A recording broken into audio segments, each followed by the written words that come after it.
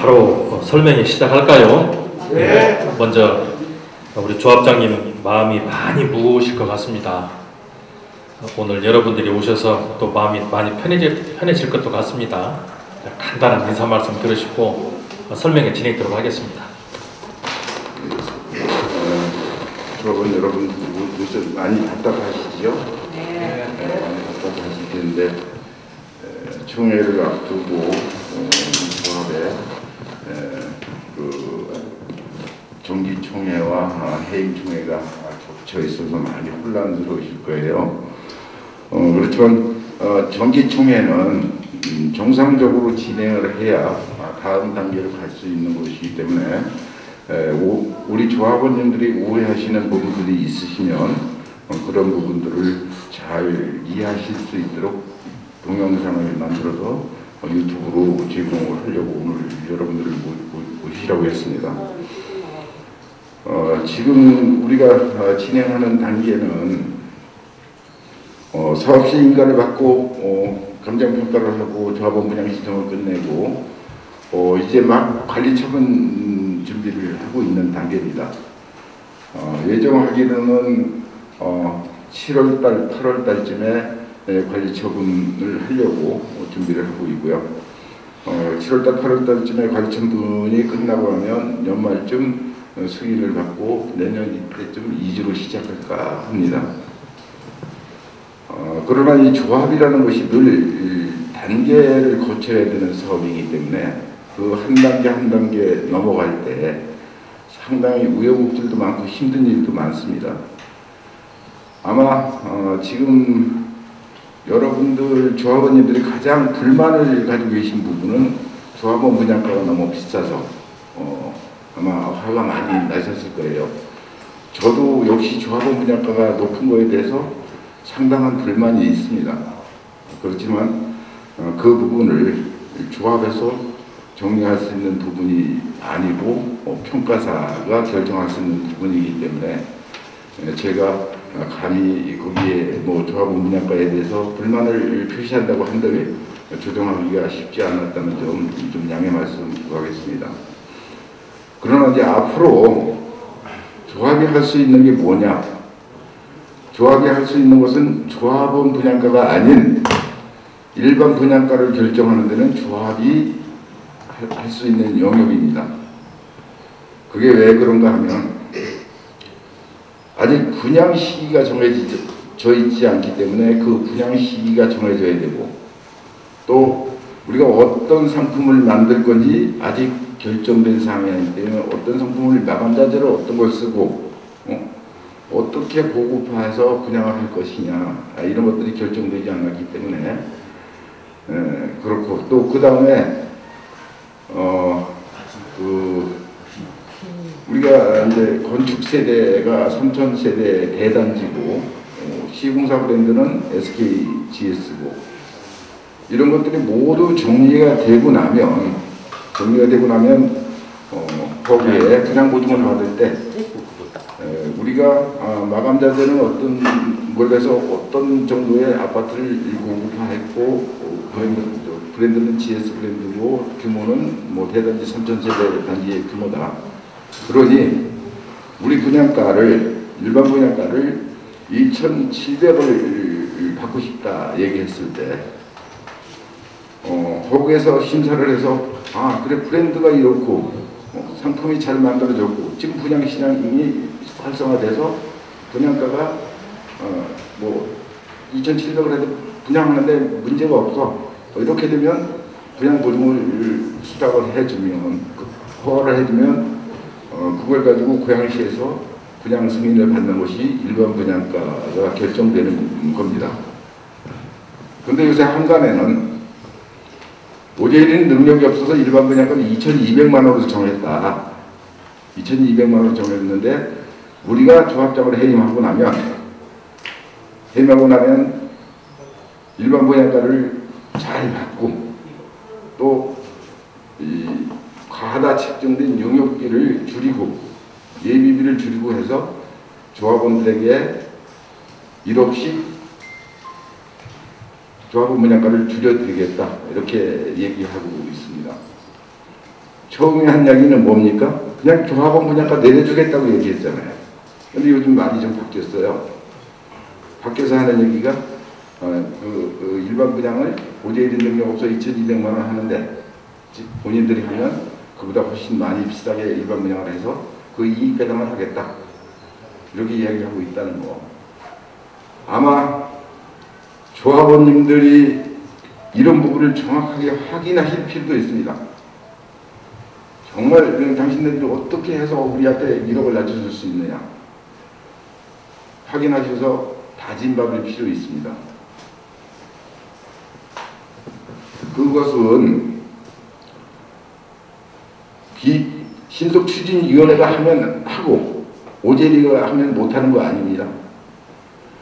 저도 지금까지 물론 시간적으로 상당히 오래 걸린 기간이 걸렸지만 외적인 요인이 가장 컸었죠. 뭐 가장 큰 게 시장이 사업 시행인가를 지연시킨 부분. 그리고 한 가지 더 이해를 하셔야 될 부분은 조합원 분양가를 결정하고 조합원 종전자산가를 결정하는 것은 사업시행 인가 일을 기준으로 해서 평가를 하게 되어 있습니다. 그래서 우리가 만약에 2019년도에 사업시행 인가가 접수했을 때 바로 사업시행 인가를 냈다면 그때의 조합원 분양가는 1,450만 원, 일반 분양가는 1,706만 원. 고양시에서 한국감정원에 의뢰해서 평가한 금액이 그렇습니다. 문제는 사업시행인가 접수 후 2년이라는 소송 기간을 거치면서 사업시행인가 일이 늦어짐으로 해서 평가 기준일이 늦어졌다. 그것으로 인해서 조합원들에게 상당한 피해가 오고 있다는 점은 좀 이해를 하셔야 될 부분이고, 앞으로 그러면 어떻게 할 거냐. 이번 총회를 계기로 잘 마무리하고, 조금 전에 말씀드린 대로 7월달, 8월달에 관리청 총회를 해서 2023년 중반쯤 될 겁니다. 이때쯤 아마 2주 시작할 겁니다. 2주 기간은 약 한 1년 정도로 보고 있는데요. 그러면 우리 착공 시기는 2024년 후반쯤 착공하면, 지금 현재 가계약 상태에서는 공사 기간을 34개월로 했지만 여러 조합원님들 잘 아시겠지만 지금 본계약 때 결정돼야 될 문제입니다. 34개월이 잘 지켜지기를 바랍니다. 그렇지만 아무래도 이 협상 과정에서 요즘 주 52시간제 근무니 이런 것들로 해서 기간을 늘려달라고 하기는 할 겁니다. 그렇지만 우리 협상단으로 구성되신 협상단은 여러분께서 잘 협의를 해주시면 아마 원만하게 정리될 거라고 보고, 2주가 다 끝나고 착공하고 해서 2027년이나 28년 초쯤 아마 그동안에 말도 많고 털도 많던 이 재개발 사업이 완성돼서 입주하실 수 있지 않을까 그렇게 생각합니다. 모쪼록 제가 힘은 부족합니다. 그리고 지금 이런 혼란 상태가 온 것도 제 책임입니다. 그런 부분에 대해서 질책하실 부분은 질책하시고, 또 사업을 원만하게 진행하기 위해서 좀 용서해 주실 것은 용서해 주셔서 원만한 사업이 잘 진행될 수 있도록 도와주시면 저 역시 최선을 다해서 열심히 하겠습니다. 잘 부탁드리겠습니다. 감사합니다.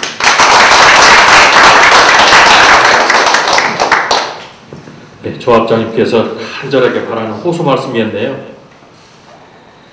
사실 이런 설명회를 진행을 할 때마다 제가 느끼는 건, 한쪽은 이게 사업이 잘 되어서 다 부자가 되었다는데 이런 기대감, 또 한쪽은 이거 사업 주춤주춤 하다가 깡통된다는데 이런 불안감, 그런 생각들 갖고 계시죠. 결론부터 얘기를 하면 도시위주환경정비법에 따라서 진행되는 사업의 절차가 조합원들에게 결코 손해를 끼친 조합은 단 하나도 없더라는 거야. 제가 이렇게 말씀드리는 이유는 제가 도시위주환경정비법 법학 박사입니다. 그리고 교수예요.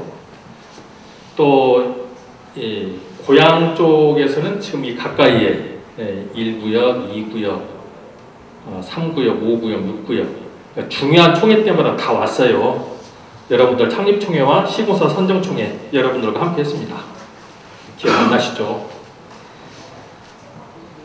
그리고 또 이 설명의 내용이 이 법률 전문 용어여서 좀 어려워요. 그래도 가급적 알아듣기 쉽게 한번 전달해 보겠습니다. 불을 좀 끌까요? 네. 순서는 이렇게 정해봤어요. 지금 현재 우리가 조합이죠. 그리고 또 우리 사업은 총회를 통해서만 진행합니다. 그리고 또 도시위주환경정비법에서는 사업시행 인가를 받고 나서 조합에서 할 일, 또 관리처분 인가를 받고 나서 조합에서 할 일, 이게 정해져 있어요. 그러면 이런 것들이 총회 안건으로 정리가 되는 거죠. 그리고 실질적인 조합원의 이득이 어떻게 실현되는지 5개 섹션으로 나누어서 설명을 드리도록 하죠. 먼저 법입니다. 잘 아시는 내용은 그냥 빨리빨리 넘어갈게요.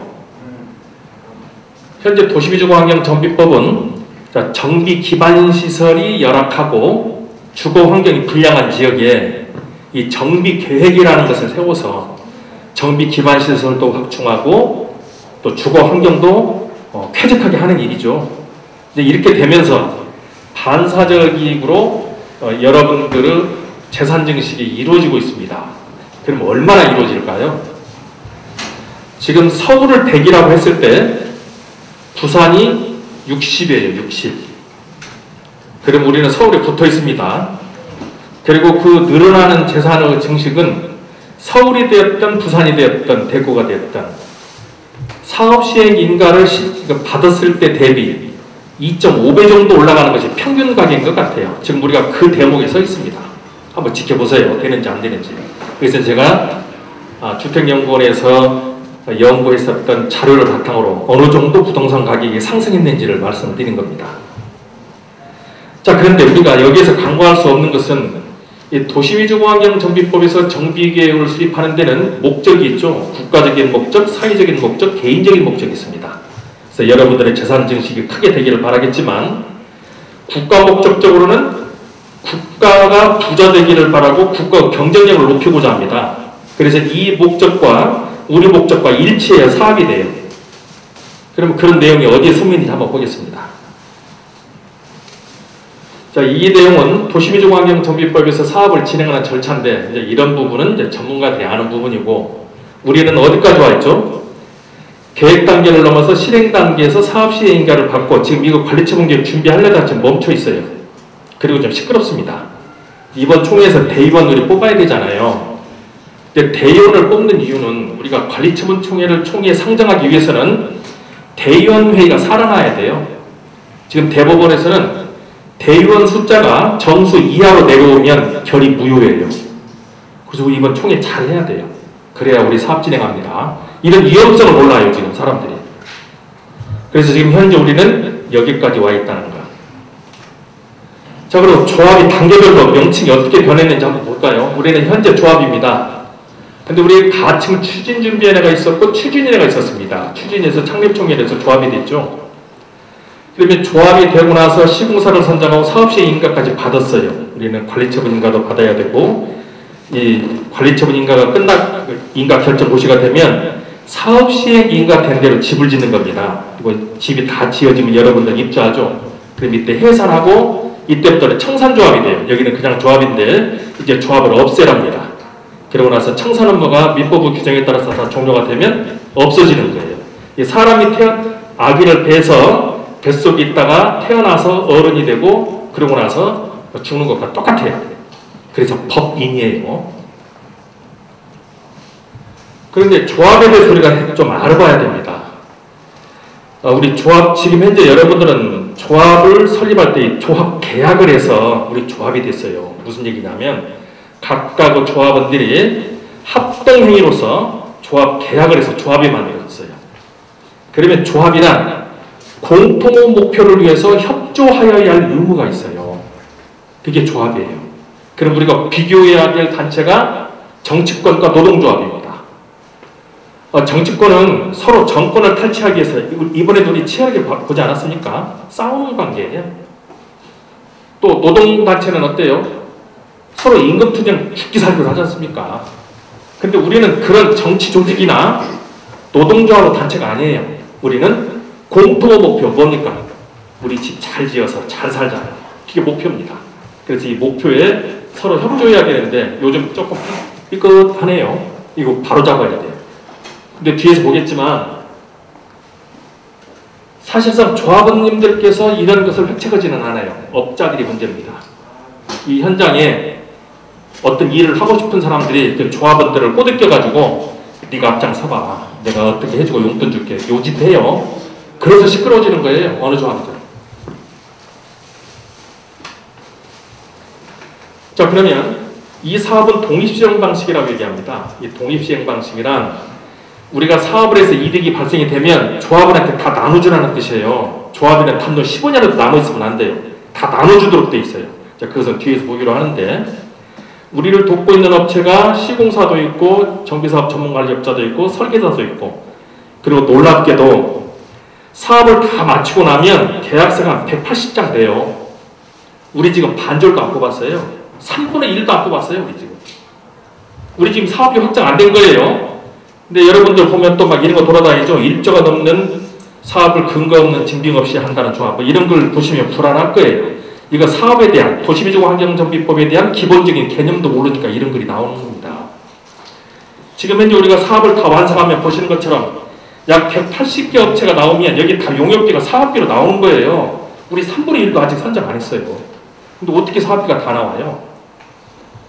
그리고 또 우리 조합이라는 개념을 좀 달리 한번 생각해 보셔야 돼요. 조합은 민법의 규정에 따라서 법인입니다. 사단법인이에요. 그리고 조합이 설립 인가가 된다는 것은 건설사로서 의대 등록하도록 되어 있습니다. 그럼 우리가 건설사예요. 그리고 우리는 지금 GS건설과 SK건설을 선정을 했는데 우리가 원래 건설회사고 지금 GS건설과 SK건설은 우리가 뽑아놓은 목수예요. 우리가 지금 건설을 하는 거예요. 그래서 이 개념도 한번 바꿔보시고 또 도시미주거 환경정비법에서는 전체 사업을 계획을 하는 것을 조합에게 50%를 위임을 했어요. 그러면 조합은 행정청입니다. 그리고 조합장은 옆집 아저씨가 아니고 지금 구청장 역할을 하는 거예요. 법이 그렇게 위임을 했어요. 그래서 조합장이 만일에 도시미주거 환경정비법을 위반을 하면은 공무원 의제에 따라서 중벌을 쳐야 돼요. 법이 그렇게 규정하고 있어요. 그러면 이 사업을 진행을 할 때는 이제 행정계획이라고 얘기를 하죠. 근데 이 행정계획은 3번에 걸쳐서 수립합니다. 우리 여기까지 왔어요. 근데 모든 행정계획은 하급행정청에서 수립을 해서 상급행정청에서 결정을 해요. 근데 이 과정에서 모든 행정계획은 이 행정계획을 수립을 함으로써 관계된 이해관계 당사자에게 공람을 하도록 되어 있어요. 이걸 우리가 지금 우리 같으면 우리 동네에서 재개발을 하려는데 자 우리 주민 어떠세요? 이거 물어보도록 되어 있어요. 모든 행정계획이 그래요.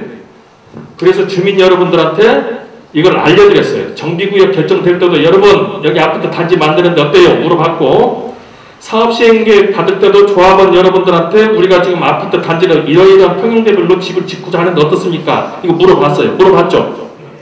그랬는데 지금 바깥에서 소리 지르는 사람 뭐라 그래요? 사업시행계획 집 짓는 거 도면 봤냐고 거짓말이에요. 이거 곤란한 얘기예요. 그렇게 얘기하면. 그 사람은 눈이 있어도 보지를 못하는 봉사이든가 아니면 어째 거짓말을 하는 거예요. 우리 다 알려드렸잖아요. 근데 뭐 사업시행계획에서 그런 내용을 본 사람이 있냐고 얘기를 해요. 이거 곤란한 사람이에요. 그래서 말씀하신 드린 것처럼 조합은 행정처이고 조합장은 행정청장으로서 역할을 수행하고 있다는 거예요. 자, 그런데 우리 조합에서는 현재 우리는 도시미주거환경정비법에 따라서 사업을 진행한다고 얘기를 하는데 자, 그것은 공법적인 절차로 대한민국에 있는 모든 조합이 도시민주환경접입법 절차를 따라라는 얘기고, 여러분들한테 중요한 것은 정관이에요. 정관. 이 정관은 자치규약이라고 얘기를 하는데, 이 정관이 중요한 것은 여러분들의 권리가 한 덩어리, 도시민주환경접입법에 정해진 사업 절차가 한 덩어리, 그리고 우리는 지금 삽자로 하나도 없는 건설회사지 않습니까? 그리고 우리 집 지려면 업체 뽑아야 할 거 아니에요. 그게 180개나 된다는 거예요. 그래서 업체의 선정하는 관계를 이렇게 표시를 해놓은 것, 이게 우리 정관이에요. 자, 그런데 이제 정관이 어떻게 만들어졌는지 볼까요? 이 정관은 우리도 똑같습니다. 여러분들이 동의서를 75%를 낼 때 결정이 됐어요. 그리고 창립총회 때 확정을 한 겁니다. 근데 그 창립총회 때 정관이 정해지면 끝까지 그냥 가냐, 그건 아니에요. 상위 규정이 바뀌면, 상위 규정이 뭘까요? 우리한테 상위 규정, 도시민주환경접입법 시행령, 시행규칙, 조례, 또 표준정관.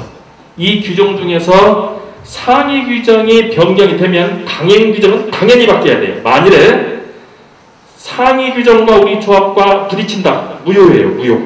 무조건 바꿔야 돼요. 그리고 또 임의 규정, 할 수 있다라고 된 것은 총회의 결의를 받아서 사용합니다. 근데 조합에서 필요에 따라서 총회의 결의를 통해서 정관을 바꿀 수도 있어요. 근데 한계가 있죠. 어떤 것? 사회상규에 위반하지 않을 것, 강행규정에 위반하지 않을 것, 정비사법 목적에 위반하지 않을 것, 이 범위 내에서 정관을 바꿔서 쓰는 거예요. 근데 이게 위반되어 버리면 무효예요.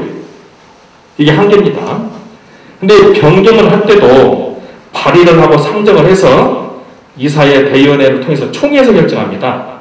그리고 또 이 정관 변경에 대해서는 법원에서 아주 엄격하게 보고 있어요. 왜 정관을 변경하고자 하는지 분명하고 명백한 원리를 제시하나요? 그렇지 않으면 허용 안 해요. 또 이 정관 변경을 하면 비교표를 작성을 해서 그 대비표를 만들어 놓고 양쪽의 장단점 다 비교해서 주민들에게 알리고 변경을 해요. 법이 그렇게 엄격하게 하고 있어요. 왜? 이 정관이라는 것이 여러분들의 권리관계를 제한하기 때문에 이렇게 엄격하게 규정을 하고 있는 거예요. 이 정관을 함부로 바꾸는 게 아닙니다.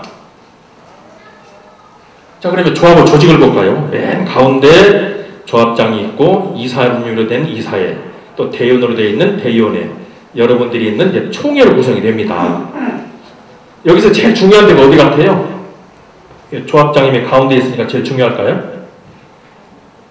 아니에요. 제일 가세요. 네, 제일 가세. 여러분들이 있는 총회가 제일 중요해요. 그러면 여기 조합장님이나 우리 이사회는 이게 경영인이에요. 경영인. 그래서 경영을 하는 경영 집단으로서 이사회가 있는 것이고, 대의원회에서 결정하고 총회에서 의결된 것을 조합장은 집행만 해요. 그래서 따지고 보면 조합장은 할 수 있는 게 아무것도 없어요. 대의원에서 결정하고 총회에서 결정한 대로만 심부름만 하는 거예요. 법이 그렇게 규정하고 있어요. 그런데 밖에 나가면 뭐라고 얘기해요? 조합장이 마음대로 한다. 그 사람의 말을 마음대로 하는 겁니다. 이것도 우리가 바꿔서 봐야 돼요. 아주 말을 함부로 하는 거예요. 조합장이 마음대로 할 수 있는 게 아무것도 없어요. 또 사람들은 이 조합장님이나 이사가 이 재개발 사업의 전문가라고 생각합니다. 전문가 아니에요. 전문가는 우리가 사업을 진행하면서 선정하는 180개 업체가 전문가예요. 그리고 우리 조합의 이사님들, 또 조합장님들은 이걸 조정을 하는 역할을 하는 거예요. 조합의 경영인이에요. 그런데 이제 가끔 보면, 어느 조합을 가보면 인터넷 어디 저 구석에 박혀있는 거 하나 알아가지고 와요. 그래가지고 조합장한테 물어봐요. 야, 너 이거 알아? 그거 어떻게 알아요? 모르지. 그래도 그거 모른다. 그럼 그것도 모르면서 조합장 하냐고 그래요. 아, 그거 딱한 사람이에요. 그거 딱한 사람이죠. 아, 저희 교수들도 그런 내용까지는 몰라요. 아니, 어느 동네에서 일어난 일을 어떻게 알아요? 그래서 이 사업은 이런 조직에 의해서 사업이 진행이 되고, 조합장님은 대의원회와 총회에서 결의된 것을 집행하는 역할만 한다는 것. 자, 그런데 우리가 사업을 진행하면서 우리 동네가 요즘 이 사업비 때문에 시끄러졌어요. 도시민주환경정비법에서는 이 사업을 진행하면서 우리가 총 사업비가 어느 정도 들어갑니다 라는 것을 조합원들한테 알려주도록 되어 있습니다. 그것도 3번 알려줘야 돼요. 우리 2번까지 알려줬어요.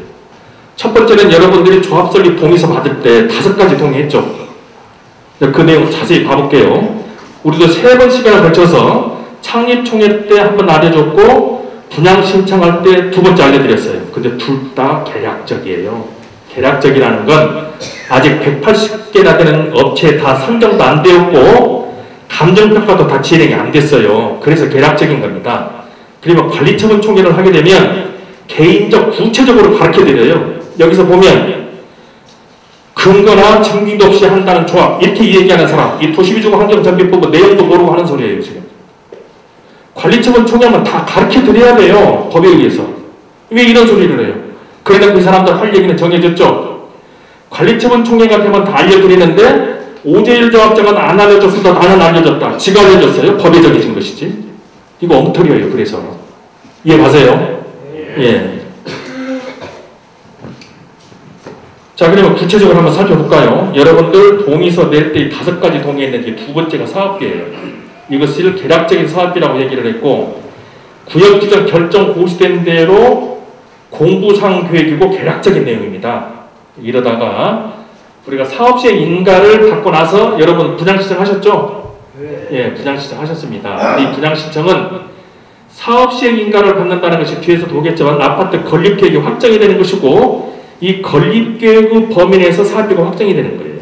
그러면 첫 번째보다 좀 더 구체화됐죠. 그렇죠? 네. 그리고 나서 다음에 관리처분 총회를 하게 되면 이제 감정평가를 다 해요.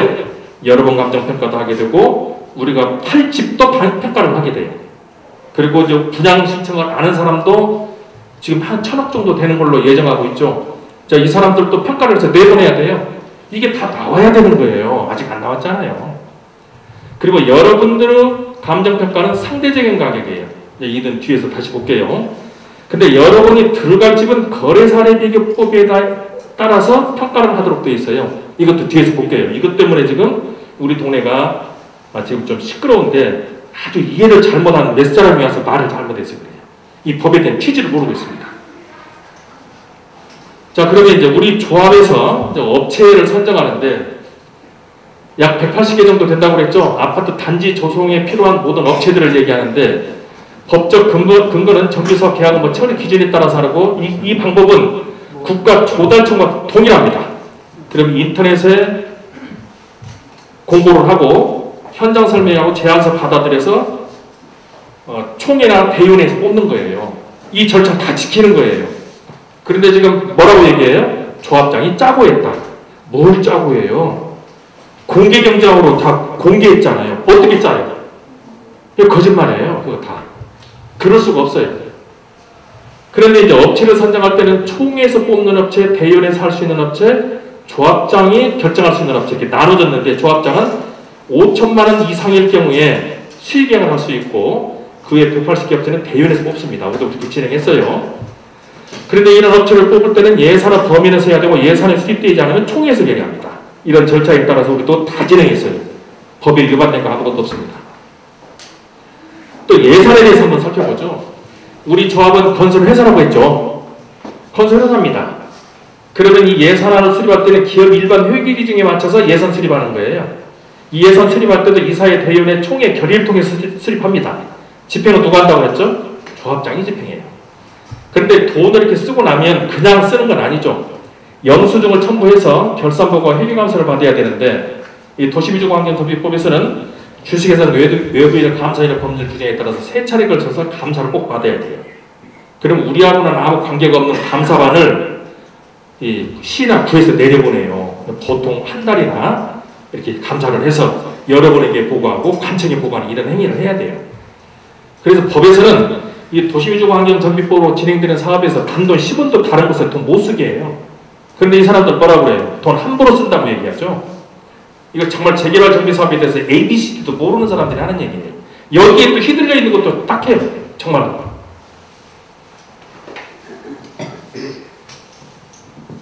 자, 그러면 지금까지 얘기했던 내용을 종합을 해보면 정비계획이라는 것은 국가적인 목적도 있더라. 조합은 법인이면서 건설회사이고 행정청이더라. 사업비는 3번에 걸쳐서 알려드려야 하는데 우리는 지금 2번밖에 안 알려줬어요. 한 번 더 남았습니다. 그리고 업체 선정은 정비업무 계약 처리 기준에 따라서 공정하게 선정하게 된다는 것. 예산은 여러분들이 결정해서 사업을 진행하게 된다는 것.